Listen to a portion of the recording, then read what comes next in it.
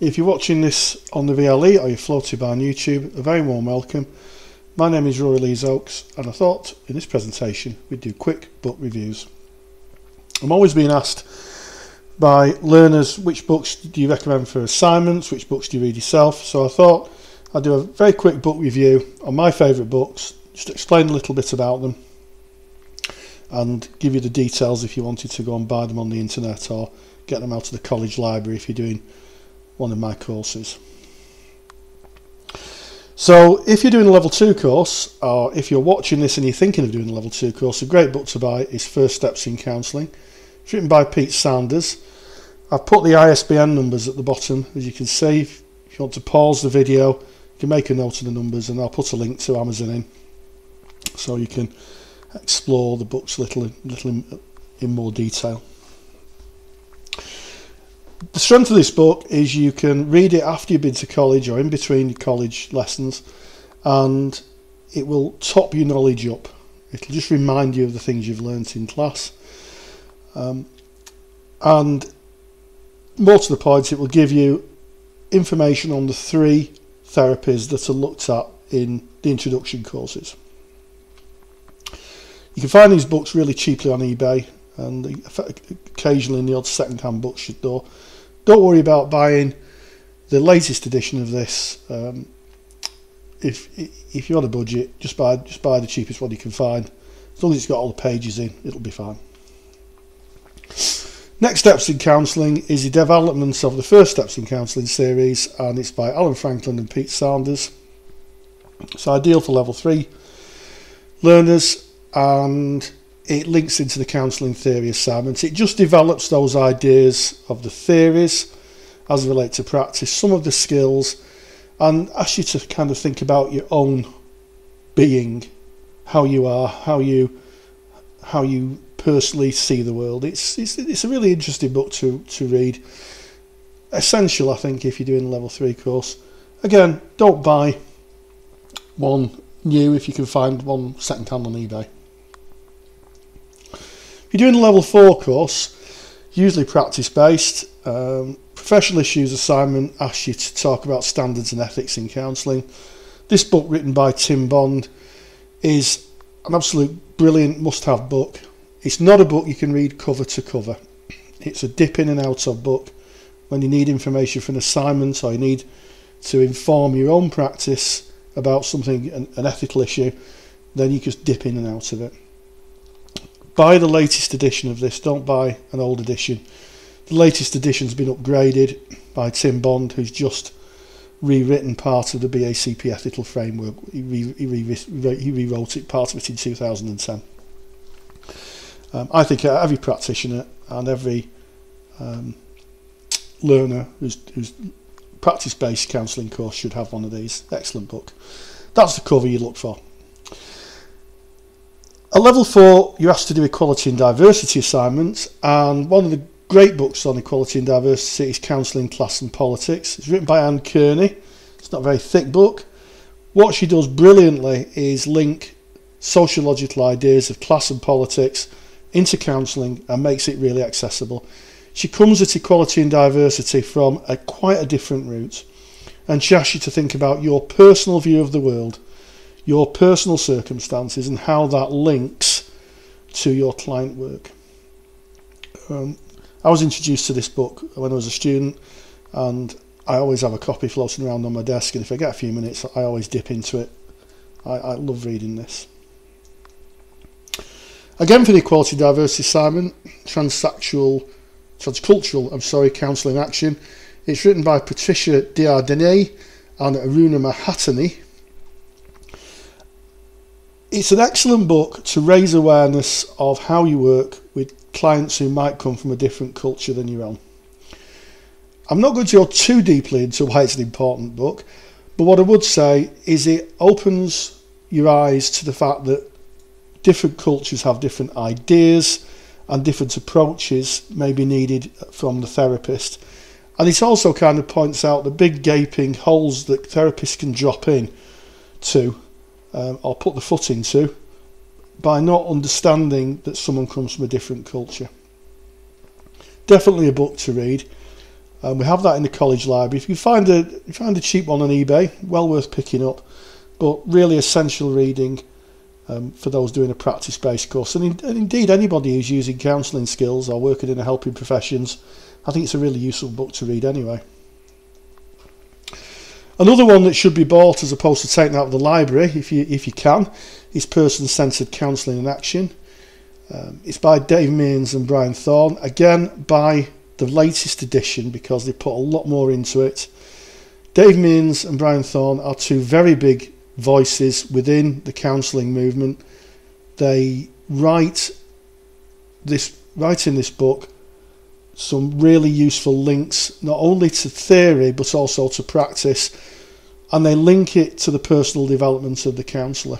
It's an excellent book. There's lots of different ideas, lots of different case studies.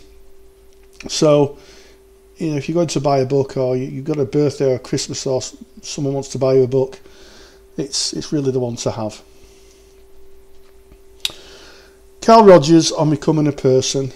This is the very first book Rogers wrote really about his new therapy. He wrote some books before, but this really introduces the person-centred therapy, this idea that he had, to a wider audience. If you're reading this book, just remember that this was a brand new idea when the book came out, so try and read it with kind of new eyes, if you like. This was Rogers' introduction to therapy and the client-centred approach into a whole new. It was a whole new idea when it came out. Rogers writes in a very stilted way. He's a man of his time, so just stick with it is what I'd say. Just stick with it. It's not one you can read cover to cover. You might have to dip in and out, but it's certainly on my shelf at home. One of the books that I really love to read is A Way of Being by Carl Rogers. It's the last book he wrote. He wrote 16 books. It's the last book he wrote. I think it was in '85, and it kind of charts his ideas and thinking as he moved into an older age, or senior years maybe. It also goes on to discuss some of the ideas that he moved on to after he kind of left therapy, one of those being encounter groups. And we mustn't forget Rogers spent time in Northern Ireland and the Middle East trying to bring differing factions, for want of a better word, together to try and find a common purpose. And he was so successful in this and so passionate about it, he was in fact nominated for a Nobel Prize. He also talks about the future in terms of the human condition, and it just goes to prove what a global thinker he was. A lot of the stuff he writes is just so accurate, and it's more really it's really more a manifesto than it is a book on counselling, but well worth reading. Good for quotes as well. Again, if you're doing the counselling theory assignments, it's good for level 3 and 4. Learning and Being by Tony Merry. I would say this is a really good book if you're doing any kind of counselling skills work. Doesn't matter if it's counselling as such, or if you're using counselling skills as part of another role that you might be doing. Really is a good book, written by Tony Merry, explains the theory very simply and straightforwardly. Lots of different ideas, and a little secret, we use a lot of the ideas for the training of counsellors. He's very, very good at coming up with some really good ideas in training. So it's a trainer's book, a counsellor's book, and also a practitioner's book for people who practice the use of counselling skills and other work. Well worth having. We have that in the college library. Against Therapy, it's written by Jeffrey Masson. He was a psychoanalyst who was asked to write a book criticising person-centred therapy, and he just cracked on and criticised them all. It's an interesting book from the perspective of looking at therapy from a different idea, and it's a polemic, a criticism of therapies. You can find a cheap copy of this, worth having because it's useful for quotes for the counselling theory assignment where you're asked to criticise person-centred therapy. I don't buy into a lot of what he says because I think it's not that accurate, but he does make some interesting points, certainly food for thought. So Against Therapy. If you're looking at transactional analysis, we look at comparative therapies on the level 4 course. And TA Today by Ian Stewart and Van Genet, I think that's the correct pronunciation, is a very detailed and very accessible book on transactional analysis. And again, is very useful for trainers, practitioners and students. So I recommend that. Books on personal development. Well, one of the ways I think a good way of developing empathy is through literature. If you read the right book, you can really get a feel for a person. And 15 years ago, I had no idea who Maya Angelou was. And I wandered into a bookshop, saw this book and bought it. And it introduced me to just a wonderful, wonderful woman who changed the lives of a lot of people, including her own. She started her life in stamps in Arkansas in America in a very impoverished way. And it's the first part of her autobiography, which I think is in 6 parts. So be warned, if you buy this book, you're likely to have to buy the other 6 because it's kind of addictive.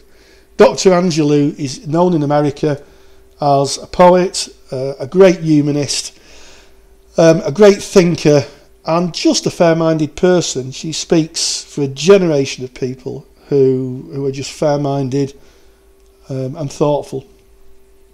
And her poetry is fantastic. If you catch any of her poetry on YouTube, just knocks you out. Excellent. One of the books that I always end up giving away, because it's such a lovely gift, is The Art of Loving by Erich Fromm.